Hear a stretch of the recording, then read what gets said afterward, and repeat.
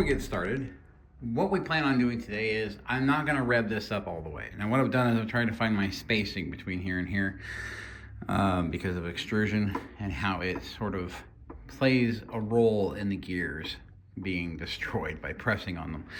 So what I did is the great part about hot glue is it's like tack welding for plastic.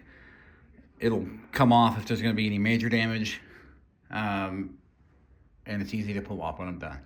So what we're going to do right now is we're going to hook everything up, and we are going to go for low RPMs, obviously, at first, just to see how long those gears last. I'm not going to push it too hard, too fast, because the idea is that I see how long the gears last when the correct dimensions are there, when there's no stress or pressure on the carrier assembly. So let me go ahead and hook this up.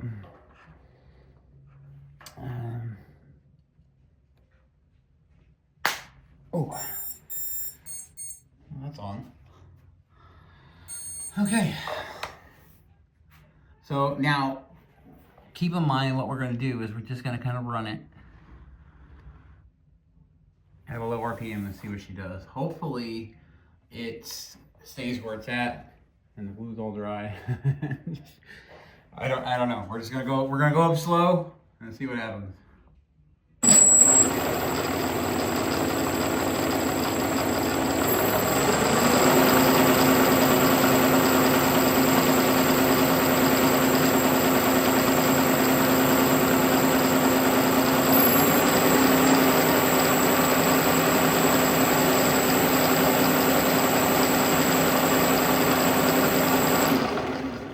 You can definitely tell that it wants to go, but I think what's going to happen is we're going to kill the bearings again. We're going to kill the gears again. They are just PETG, but I just wanted to see how long it would last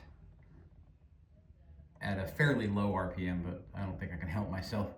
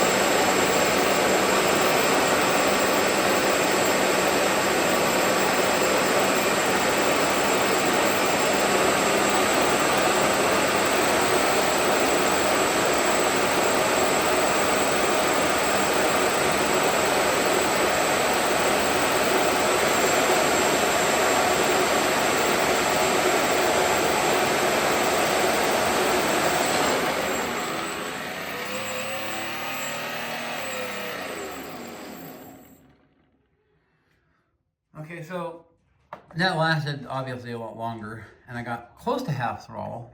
Water bill will still go.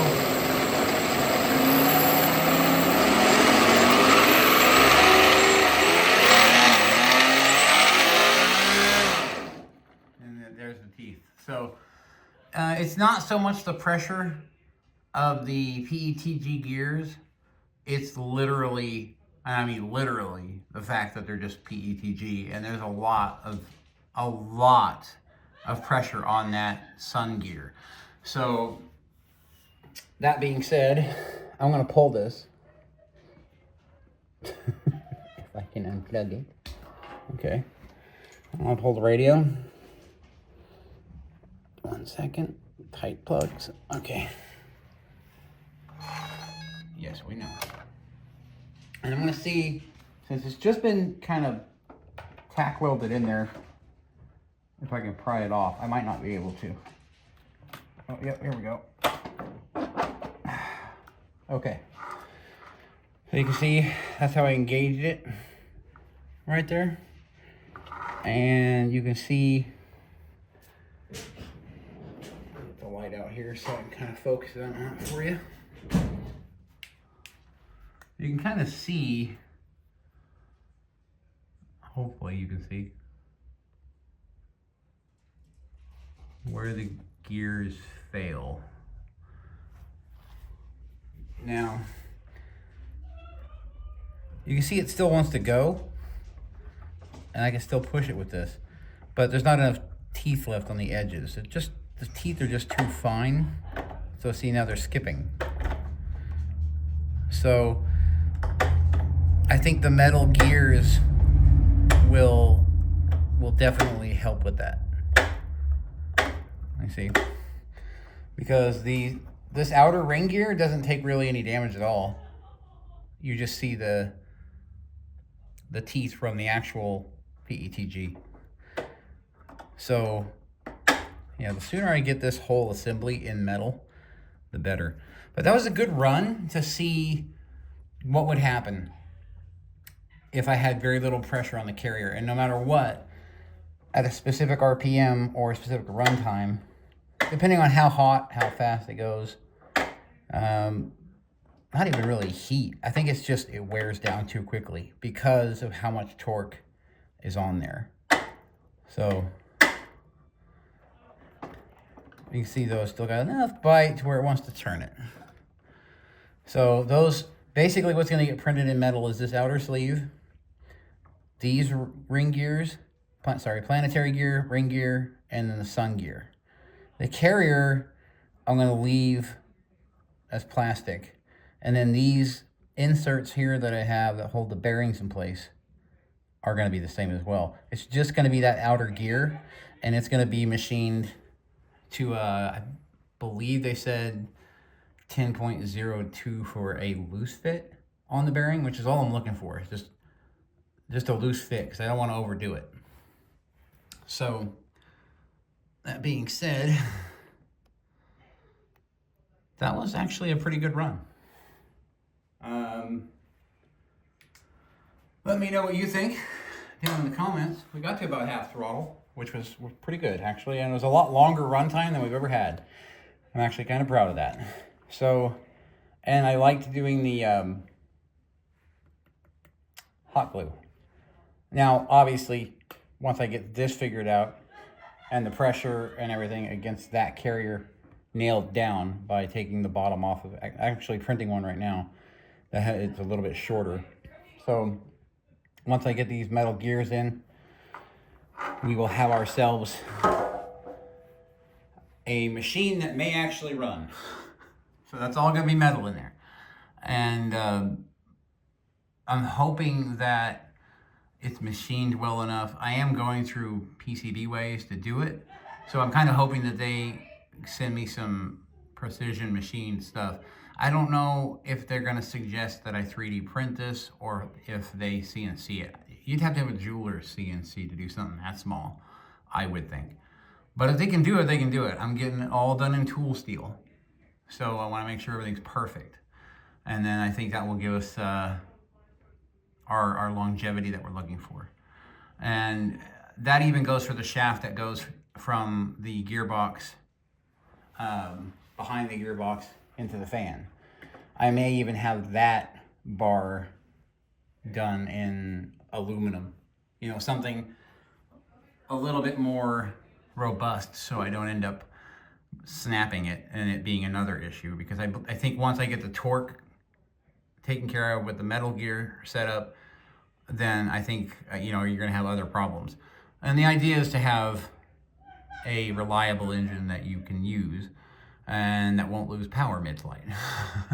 So once this goes on a plane, which is actually gonna be the F-35. The F-35 is what I'm gonna use. I'm not gonna worry about the VTOL setup, and this ducting won't be here. So it'll be just like what you saw the twins, basically a fan without ductwork. And then this will go into the channel that's designed into the plane. So it'll be a fairly bigger plane, but not too big. because this is oversized for the engine compartment, but that's fine because it's going to, the compression down to the exit aperture is going to give me more thrust, which is what I'm going for. Consider we're using a high pass fan that's 22 blades, and it's basically compressing air, and that's what I'm going for. So yeah, after I get that plane done and I get a metal gear setup going, first thing we're gonna do is the metal gear. Obviously we're gonna run that, see how reliable it is, and then go from there. I think that'll be a dramatic improvement. Now the ring gear, obviously, since the ring gear folds into two pieces, pull it straight out. So the ring gear folds. Yeah, you can see where that, see the sun gear, see these gears are still okay. Right here. They still have teeth on them. It's that sun gear that takes the brunt of the damage. So I think if, I might be able to get away with just this being metal, but I don't want to take that chance. But you can see, everything's still working good. After I adapted the bearings into them. It's just that, it's just that poor sun gear. It just can't take it. It can't take the torque. So, well, I gotta keep that in there so I don't lose it. But yeah, ring gear. So instead of a folding ring gear that goes around it, I'm gonna have to basically split it right along there. So so instead of it being a clamshell, it's more of a top and bottom piece. And then I can put the gear set in, slide it into the holder, and then make sure it goes right over that shaft. Giggity.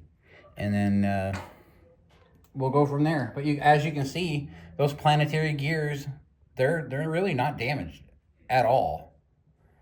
It's just that sun gear. But they want $59 just to do this in tool steel. So I don't know if I should do aluminum.